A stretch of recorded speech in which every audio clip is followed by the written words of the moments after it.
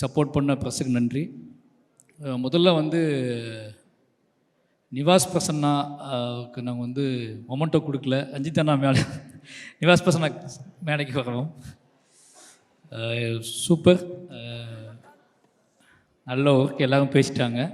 நான் ரொம்ப நாள் நினச்சிட்டு இருந்தேன் நம்ம பேசக்கூடாது, எல்லாம் மற்றவங்கள பேசணும் வைக்கணும் அப்படின்னு சொல்லி எல்லோரும் பேசிட்டாங்க. நிவாஸுக்கு ரொம்ப நன்றி. உன்னோட டே.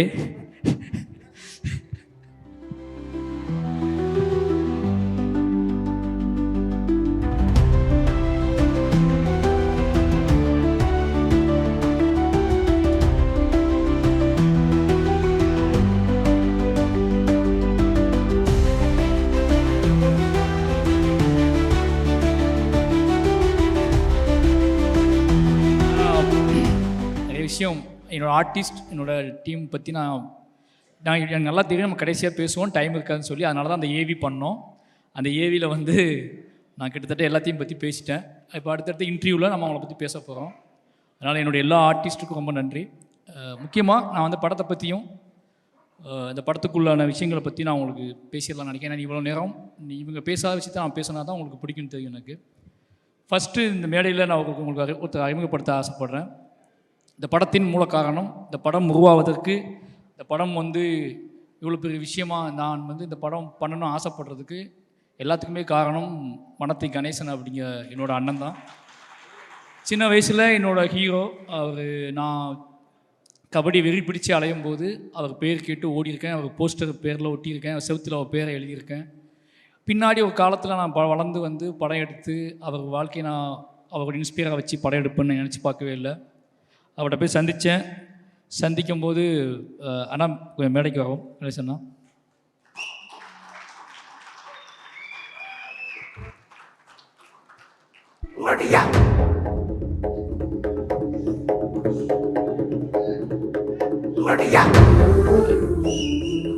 இந்த படத்தை பைசனோட கதை என்னன்னு கேட்டிங்கன்னா, இது கண்டிப்பாக ஒன்றானுக்கு வரல. இதுதான் கதை, பைசனோட கதை. தூத்துக்குடி மாவட்டத்திலேருந்து கிளம்பி வந்து உழைப்பாலையும் திறமையாலையும் நேர்மையாலையும் பெரும் போராட்டங்களுக்கு இடையில் வெற்றி பெற்ற நிறைய இளைஞர்களோட கதை. அதில் 2 பேர் மேடையில் நிற்கிறோம். இதுதான் பைசனோட கதை. இந்த நேரத்தில் ஏன்னா தெரியல எனக்கு என்ன சொல்கிறதுனா, ரொம்ப எமோஷ்னலான நேரம். நான் அங்கேருந்து கிளம்பி வந்து இவ்வளோ நாள் என்னோட கதையை சொல்லிக்கிட்டு இருந்தேன், எல்லாம் கேட்டுக்கிட்டு இருந்தீங்க. இப்போ பைசனில் நிறைய இளைஞர்களோட கதையை சொல்லியிருக்கேன். அதில் முதல் மெயின் மூல காரணம் அண்ணன் கணேசன். அது மட்டும் இல்லாமல் கணேசன் வந்து இந்த படத்தில் நான் அவர்கிட்ட கேட்டேன், இதை உங்களோட கதையை மூலமாக வச்சுக்கிட்டு நான் நம்ம ஊருக்கு, நம்ம இளைஞர்களுக்கு ஒரு கதை சொல்லணும்னு ஆசைப்பட்றேன். அது என்னோடய ஸ்டைலில், என்னோடய அரசியல் பார்வையில், என்னோடய புரிதலில் இந்த கதையை நான் சொல்லணும்னு ஆசைப்பட்றேன். இதுக்கு உங்களோட ஒத்துழைப்பு எனக்கு வேணும்னு கேட்டேன். அவர் நீ பண்ணால் அதை கரெக்டாக தான் சொல்லுவேன், என்ன தேவைன்னு தான் சொல்லுவேன், அதனால் நீ எடுத்துக்கோன்னு சொன்னார். என்னை நம்பி அவரோட கபடியையும் அவரோட உழைப்பையும் வெற்றியும் எனக்கு கொடுத்தாரு. முழுக்க இந்த படத்தில் அவரோட கபடியும் வெற்றியும் உழைப்பையும் எடுத்துக்கிட்டு, அது மட்டும் இல்லாமல் என் கூடவே வந்து முழுக்க துருவியும் சரி, மொத்த கபடி டீமையும் சரி, இந்த கபடியை உருவாக்குறதுக்கு அண்ணன் தான் காரணம். எனக்கு கிரவுண்டு போடுறதுலேருந்து எல்லா வேலையும் அவர் பார்த்து கொடுத்தாரு. நிச்சயமாக அண்ணன் எது சொல்கிறது, அவர் இல்லை அப்படின்னா இந்த படத்தை எடுத்துக்க முடியாது. அதான் மெயின் ரீசன். ஒரு பெரிய தூணாக இருந்து என் கூடவே இருந்து பண்ணார். ஆனால் அவருக்கு எனக்கு என்ன கதை பண்ணிகிட்டு இருக்கேன் அண்ணன்லாம் தெரியாது. நம்ம கபடியே படம் பண்ணிகிட்டு இருக்கான்னு தான் தெரியும். என் மேலே முழு நம்பிக்கை வச்சார். இந்த படத்தோட வெற்றி, இந்த படத்தை ப்ரொடியூசர்ஸ் பார்த்தாங்க, ரஞ்சித் அண்ணன் பார்த்தாரு, என்னோடய டைரக்டர் பார்த்தாரு, என்னோடய நண்பர்கள் பார்த்தாங்க, என்னோடய அசிஸ்டன்ட்ஸ் பார்த்தாங்க. இவங்க எல்லோரும் என்னைய படம் பார்த்து முடித்த உடனே பயங்கரமாக ஒரு சக்ஸஸ் ஃபீல் கொடுத்து ஹக் பண்ணிட்டு போனாங்க. பட் அந்த படத்தை இவர் பார்த்துட்டு என்னை கட்டி பிடிச்சி முத்தம் கொடுத்தது தான் என்னோடய பெரிய வெற்றியாக நான் பார்த்தேன். அந்த இரவு நாங்கள் 2 பேரும் தனியாக இருந்து அந்த முழு இரவையும் கொண்டாடினோம். அந்த இரவில் தான் அந்த படம் ஒரு வெற்றி அடைஞ்ச படமாக நான் உணர ஆரம்பித்தேன். ரொம்ப நன்றி.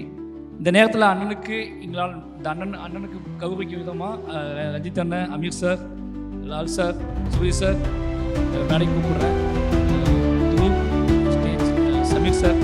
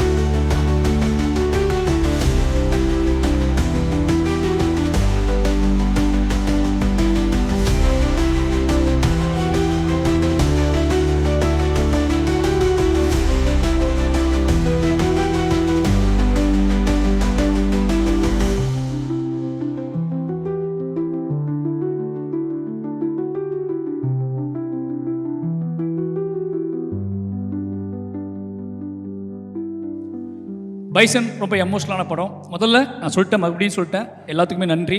கபடி பிளேயர்ஸ் அண்ட் டீம், என்னோடய அசிஸ்டன்ட் டைரக்டர்ஸ், என்னோட ஆக்டர்ஸ் எல்லாத்துக்குமே நன்றி. ரஞ்சித் அண்ணா, அந்த நாள் நாங்கள் மறக்கவே முடியாது. பெரிய பெருமாள் நான் வந்து நீங்கள் ஃபஸ்ட்டு பார்த்துட்டு ஒரு மழை நாளில் எனக்கு லவ் யூன்னு மெசேஜ் அனுப்புனீங்க. அந்த நாள்லேருந்து இந்த பயணம் தொடங்குது. அன்னையிலேருந்து நான் நம்பிக்கையாக எல்லாம் பண்ண ஆரம்பித்தேன். நீளத்துக்கு திருப்பி நான் படம் பண்ணணும் அப்படிங்கிறது உடனே பண்ணணும்னு ஆசைப்பட்டது. அது தள்ளி போயிட்டு இருந்துச்சு. அது பெரிய என்ன சொல்கிறது, எனக்கு அது பெரிய பெயினாகவே இருந்துச்சு, குற்ற உணர்ச்சியாகவே இருந்துச்சு. ஏதோ பெரிய வாழ்க்கையில் தப்பு பண்ணுறோமோன்னு தோணிகிட்டே இருக்கும். ஏதோ வழியில் பைசன் பண்ணிட்டேன். பைசன் நான் ஸ்டார்ட் பண்ணும்போது ரஞ்சித் சொன்னேன், வேறு ஏதாவது கதை பண்ணலாம், இது ரொம்ப கஷ்டம், சொல்ல முடியாது. இந்த படத்தோட போக்கு வந்து உங்களுக்கு எனக்கும் கூட சண்டே வந்து மூணு பயமாக இருக்கேன். அந்த பட்ஜெட் இஷ்யூலாம் வரும்போது இந்த படத்தை வேறு ஒன்று பண்ணலாம், வேறு ஏதாவது படம் பண்ணலான்னு சொன்னேன். அப்போ அண்ணா சொன்னார், டேய் இந்த படம் இப்போ பண்ணலாம், எப்படா பண்ண போகிறேன், இந்த படத்தை நீ பண்ணு பார்த்துக்கலாம், இந்த படம் பண்ணியே ஆகணும். இன்றைக்கி நம்ம 2 பேரும் சேர்ந்துருக்கோம், நம்ம மறுபடியும் சேர்றோம் அப்படின்னா நீ சமூகத்துக்கு நம்ம என்ன கொடுக்கணும் அப்படின்னா இந்த மாதிரியான காத்திரமான ஒரு படம் தான் கொடுக்கணும், இந்த படம் ஸ்டார்ட் பண்ணு அப்படின்னாரு. அதுக்கப்புறம் முழுக்க சுதந்திரம் தான். எப்போவுமே எனக்கு ரஞ்சித் எவ்வளோ தெரில, பெரிய ரஞ்சித்னு ஆரம்பிச்சதுனால எனக்கு எல்லா ப்ரொடியூசருமே ஒரு பெரிய சுதந்திரம் கொடுப்பாங்க. இந்த படத்துலேயும் அந்த மாதிரி சுதந்திரம் தான். அப்ளாஸும் சரி, நீலம் ஸ்டுடியோஸும் சரி, எல்லோரும் மிகப்பெரிய சுதந்திரத்தை கொடுத்தாங்க. அந்த மிகப்பெரிய சுதந்திரத்தின் அடிப்படையில் எடுத்தது தான் பைசன். அதனால் எல்லாத்துக்கும் ரொம்ப நன்றி. பைசன் சொல்லணும் அப்படின்னா துருவோட உழைப்பு, மற்றவங்களோட எல்லாத்தையும் பற்றி எனக்கு பேசுறதுக்கு நிறைய மேடைகள் இருக்குது, என்னோடய இன்டர்வியூஸ் இருக்குது. ஆனால் ரொம்ப நேரம் ஆகிடுச்சு. அதனால் வந்து எல்லாத்துக்குமே ரொம்ப நன்றி. சொல்ல வேண்டிய முக்கியமான விஷயம் என்ன அப்படின்னா, பைசன் எப்படிப்பட்ட படம் அப்படிங்கிறது தான் முக்கியமான விஷயம். அதை பற்றி நாளைக்கு ட்ரெய்லர் ரிலீஸ் ஆகுது. என் லைஃப்பில் நான் ரொம்ப தூரம் ட்ராவல் பண்ணி நிறைய பிரச்சனைகளை சந்தித்து கிளம்பி வந்துட்டு நான் வந்து 20 வருஷம் ஆக போகுது. 20 வருஷத்துக்கு அப்புறம் நான் இப்போ திரும்பி பார்த்தா, இப்போ என்னை பார்க்கும்போதெல்லாம் என்ன உங்கள் ஊர் என்ன இப்படி இருக்குது, உங்கள் ஊர் என்ன இப்படின்னு கேட்பாங்க. இங்கேருந்து நான் திருநெல்வேலியை பார்க்கும்போதெல்லாம் ஒவ்வொரு டைம் திருநெல்வேலி போகும்போதெல்லாம் பக்குன்னு இருக்கும் எனக்கு. ஏதாவது வாட்ஸ்அப் ஓப்பன் பண்ணாலே ஏதாவது இஷ்யூஸ் பார்த்துருவோம், வீட்டிலேருந்து அனுப்புறது, ஃபேமிலி ஃப்ரெண்ட்ஸ் அனுப்புறது எல்லாம் பார்க்கும்போதே அவ்வளோ எமோஷ்னலாக இருக்கும். என்னடா பண்ணுறது அப்படின்னு சொல்லி, இது எப்படி சேஞ்ச் பண்ணுறது, இது என்ன, இதை பற்றியான டிஸ்கஷன் எப்படி மாற்றுறதுன்னு தோணிகிட்டே இருக்கும்.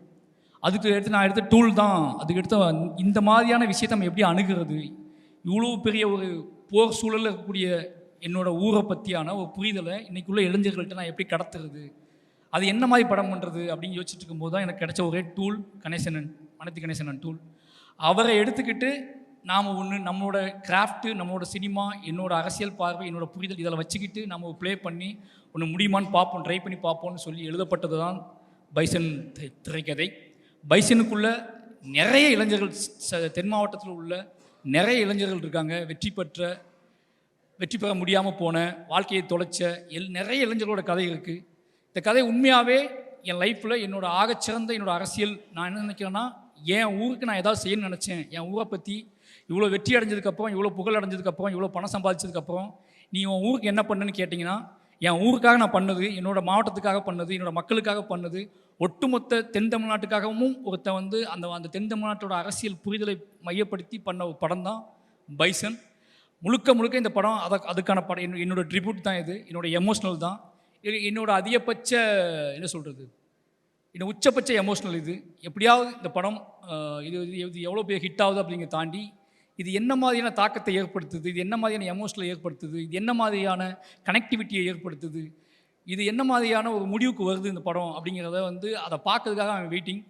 அதுக்கு மட்டுமே நான் வெயிட் பண்ணுறேன். 17th அப்படிங்கிறது வந்து எனக்கு வந்து வெளியே வர ஆடியன்ஸ் படம் நல்லா இருக்குன்னு சொல்கிறத விட, படம் ஹிட்டு, படம் சூப்பர் ஹிட்டு, படம் ஃபாஸ்ட்டாக, இதெல்லாம் தாண்டி எனக்கு இந்த படத்துக்குள் பேசப்பட்டிருக்கக்கூடிய விஷயத்தை என்னவா தமிழ் சமூகம் எடுத்துக்குது அப்படிங்கிறத தெரிஞ்சுக்கிறதுக்காக ரொம்ப ஆர்வமாக இருக்கேன். அதுக்கு காரணம் நாங்கள் அதாவது என்னது, அதுக்கு முக்கிய காரணம் இன்றைக்கி வாழ்க்கை சூழல் தான். இது வந்து ஏதாவது பண்ணி ஆகணும் அப்படிங்கிறத பண்ண படம் பைசன். நிச்சயமாக அந்த வேலையை செய்யணும்னு உறுதியாக நம்புகிறோம். அதுக்கான காரணம் இந்த பைசனில் வேலை பார்த்த அத்தனை பேருமே இதை புரிஞ்சுக்கிட்டு வேலை பார்த்துருக்காங்க, இந்த எமோஷனில் புரிஞ்சுக்கிட்டு வேலை பார்த்துருக்காங்க. அவங்க அத்தனை பேர்த்துக்கு நான் அதை கடத்தினேன். அமீர் சாராக இருக்கட்டும், பசுபதி சாராக இருக்கட்டும், லால் சாராக இருக்கட்டும், எல்லார்கிட்டையும் நான் பேசுனது கதையை பற்றி கிடையாது, என் ஊரை பற்றி, என் நிலத்தை பற்றி, இங்கே இருக்கிற சிக்கலை பற்றி, இங்கே இது எப்படி. ஏன்னா நாங்கள் இருக்கும்போதே நிறைய சமூகம் நடக்கும். லால் சார் வந்து என்னை பார்ப்பார், அமீர் சார் பசுபதி சார் வந்து என்ன மாதிரி அப்படிம்பாரு. அந்த எமோஷனல் இருக்குல்ல, கேட்கும்போது பதில் சொல்ல முடியாத பார்வையோடு நான் நிற்பேன். அவங்க ஏதாவது எமோஷனலாக கேட்பாங்க, அதுக்கு எனக்கு பதிலே இருக்காது. எங்கேருந்து ஆரம்பிக்கிறதுன்னு தெரியாது. அந்த பிரச்சனைக்கு ஒரு பிரச்சனையை பற்றி அவங்க என்கிட்ட கேட்கும்போது அது எந்த பாயிண்ட்லேருந்து ஆரம்பிக்கணும்னு எனக்கு தெரியாது. அப்போல்லாம் நான் யோசிச்சுக்கிட்டே இருப்பேன். இதுக்கெல்லாம் ஒரு பாயிண்ட்டு தான் பைசன் திரைப்படம். இந்த படம் வந்து அதை செய்யும்னு உறுதியாக நம்புகிறேன். என்னோட உச்சபட்ச ஒரு கர்வமாகவும் ப்ரைடாகவும் நான் நினைக்கிறது வந்து இந்த பைசன் திரைப்படத்தை தான்.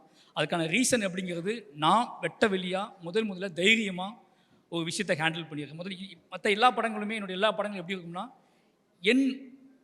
நான் ஓன் பண்ணிக்கிட்ட என்னோட விஷயத்தை நான் உங்களுக்கு ப்ரெசென்ட் பண்ணுவேன்.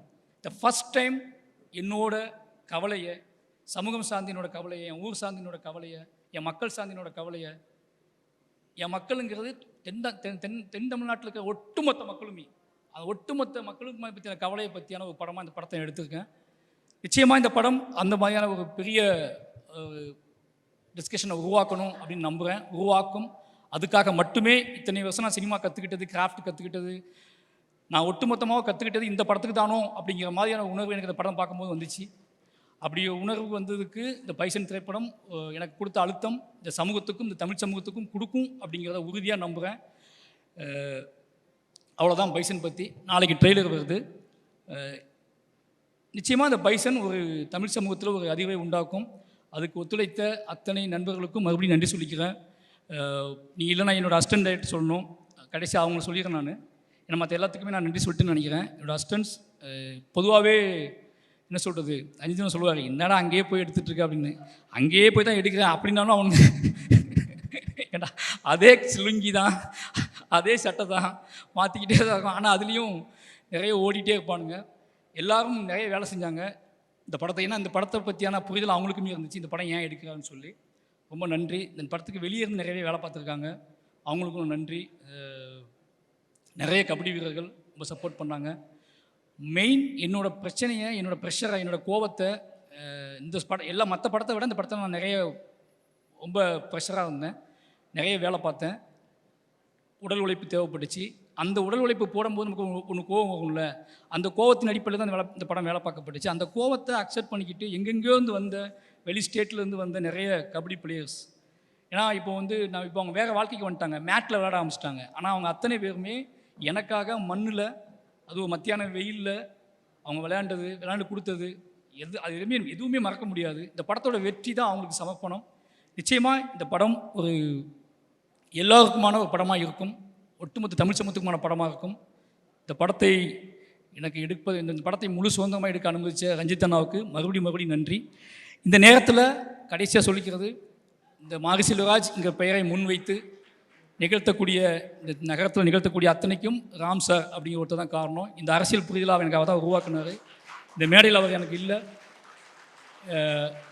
எனக்கு என்னென்னா என்னோடய பெரிய பலம் அவர் தான். அவர் ஒன்று சொன்னார், இந்த படம் பார்த்துட்டு உன்னோட பெஸ்ட் அப்படின்னாரு. ஒவ்வொரு படமும் அவரை காட்டும்போது இந்த வார்த்தையை நான் வாங்க ட்ரை பண்ணுவேன். பெரியம்மாள் பண்ணும்போது பெஸ்ட் படம் எடுத்துடா அப்படின்னாரு. கர்ணன் பண்ணும்போது என்னடா பெரியம்மாள் தாண்டி போல இருக்கு அப்படின்னாரு. அப்புறம் மாமன்னன் பண்ணும்போது அதே மாதிரி ஒன்று சொன்னார். வாழை பண்ணும்போது எப்படியோ ஒரு பெஸ்ட் படத்தை எடுத்துட்டேன் அப்படின்னு சொன்னார். ஆனால் இப்போ பைசன் பார்த்துட்டு உன்னோட பெஸ்ட்டு இதுதான்டா அப்படின்னாரு. இப்படி எனக்கு வந்து என்ன தோணும் அப்படின்னா, ஒரு விஷயம் தான் மெயினாக தோணும் எனக்கு எப்போவுமே. நான் எடுக்கிற படம், நான் எடுக்கிற விஷயம் எதுவாவோ கலெக்ட் ஆனாலும் என்ன பண்ணாலும் எனக்கு தோண வேண்டியது, நான் ஏதாவது ஒன்று ரொம்ப உறுதியாக நம்பி ஒரு விஷயம் பண்ணுவேன். அந்த நம்பி பண்ணுற விஷயம் மக்கள்கிட்ட போய் சேர்ந்துருமா சேராதா அப்படிங்கிற பயம் மட்டும்தான் பெருசாக எனக்கு இருக்கும். அது தப்பாக புரிஞ்சிடக்கூடாதே அப்படிங்கிற பயமும், அது சரியாக போய் சேரணுமே அப்படிங்கிற பயம் மட்டும்தான் எனக்கு அதிகமாக இருக்கும். ஆனால் இந்த படத்தில் அந்த பயம் வந்து சுத்தமாக இல்லை. அதுக்கான காரணம் இந்த படத்தை ஆல்ரெடி பார்த்த நண்பர்களும், ரஞ்சித் அண்ணா, மற்றபடி எல்லாரும், அப்ளாஸ், இந்த டீம், இவங்க கொடுத்த பெரிய சப்போர்ட். கிட்டத்தட்ட நான் இந்த மொமெண்ட்டெல்லாம் ஏன் கிரியேட் பண்ணேன் அப்படின்னா, இவங்க ஆல்ரெடி என்கிட்ட வந்து ஒரு சக்ஸஸ் ஆன மாதிரியே பேசிகிட்டு இருப்பாங்க, பயங்கரமாக சக்ஸஸ் மீட் மாதிரி எடுத்துலான்னு சொல்லிட்டு. அதுக்காக தான் இந்த மொமெண்ட் எல்லாம் கிரியேட் பண்ணது. ஏன்னா இவங்க எல்லாருமே ரொம்ப ஹார்ட் ஒர்க் போட்டாங்க. அப்போ நான் என்ன ஏதாவது வெறுமனே இவங்களை எப்படி பண்ணுறது அப்படிங்கும்போது தான் ஏதாவது ஒன்று பண்ணி அவங்களுக்கான நன்றி நம்ம தெரிவிச்சிடணும் அப்படிங்கிறதுக்காக தான் அவசரமாக இந்த இதெல்லாம் கிரியேட் பண்ணுது. நிறைய பேருக்கு கொடுக்க முடியல. அதுக்கான காரணம் இது நேற்று ரெடி பண்ண ஆரம்பித்தோம். நிச்சயமாக இது கொடுக்க முடியாத ஆட்களுக்கு நிச்சயமாக வீடு கண்டிப்பாக கொடுத்துருவாங்க. இது ரொம்ப அவசரமாக ரெடி பண்ணுது. அதனால் இது வாங்க முடியாத, இது கொடுக்காத ஆட்களுக்காக மன்னிப்பு கேட்டுக்கிறேன். இது ரொம்ப அவசரமாக ரெடி பண்ணுது. லால் சார் ரொம்ப தேங்க்யூ. எல்லாத்துக்குமே ரொம்ப நன்றி. எனக்கு எல்லாருமே இந்த படத்தில் பண்ணவங்க எல்லாருமே ஒன்று இருந்துச்சு, எல்லாருமே மாரியை லவ் பண்ணாங்க. மாரியை லவ் பண்ணால் மட்டும்தான் இந்த படத்தை எல்லாரும் வேலை செஞ்சாங்க. எனக்கு நல்லாவே தெரியும். பொதுவாக லவ் பண்ணாலே நமக்கு தெரியும்ல, நம்மளை யாராவது லவ் பண்ணால் நம்ம ஓவராக உரிமை எடுத்துக்குவோம், அவங்ககிட்ட ஓவராக சண்டை போடுவோம், ஓவராக எதாவது பண்ணுவோம்ல. அந்த மாதிரி நான் நிறைய விஷயம் பண்ணியிருப்பேன். அதுக்காக சாரி, மன்னிப்பு கேட்டுக்கிறேன். யாரையாவது ஹர்ட் பண்ணியிருந்தா இது பண்ணியிருந்தா மன்னிச்சுக்கோங்க. ஆனால் எனக்கு நல்லா தெரியும் நீங்கள் எல்லாம் என்னை லவ் பண்ணுறீங்கன்னு. அதே மாதிரி உங்களுக்கும் தெரியணும் நான் உங்களை லவ் பண்ணுறேன்னு. ஓகே, அதனால் எல்லாத்துக்குமே நன்றி. 17 ரொம்ப ஒரு வெயிட் பண்ணுறேன். அப்போ முக்கியமான விஷயம் சொல்லணும், நான் நினச்சியே பார்க்கல பைசன் தீபாவளிக்கு வரும்னு. என் லைஃப்பில் தீபாவளி பண்டிகை அப்படிங்கிறது வந்து ஒரு முக்கியமான பண்டிகையே கிடையாது. அதுக்கான காரணம் சின்ன வயசுலேருந்து எனக்கு தீபாவளி கொண்டாடுவதற்கான மனநிலையே இருக்காது, அதுக்கான ஸ்பேஸே எங்கள் வீட்டில் இருக்காது. அப்போ தீபாவளிங்கிறது சும்மா கடந்து ஒரு கவிதை கூட நான் எழுதியிருப்பேன் சென்னையில் இருந்த புதுசில். ஒரு பாலிய நண்பனின் மரணத்தை போல கடந்து செல்கிறது தீபாவளி. பாலிய நண்பனின் மரணத்தை போல, மரணத்தின் நினைவை போல கடந்து செல்கிறது தீபாவளி. இப்போ தீபாவளி மேலே அவ்வளோ வெறுப்பு எனக்கு இருந்துச்சு. ஃபஸ்ட் டைம் என்னோடய ஃபஸ்ட்டு தீபாவளியை நான் கொண்டாட போகிறேன்னு நினைக்கிறேன். ஃபஸ்ட் டைம் இந்த தீபாவளிக்காக நான் வெயிட் பண்ணுறேன்.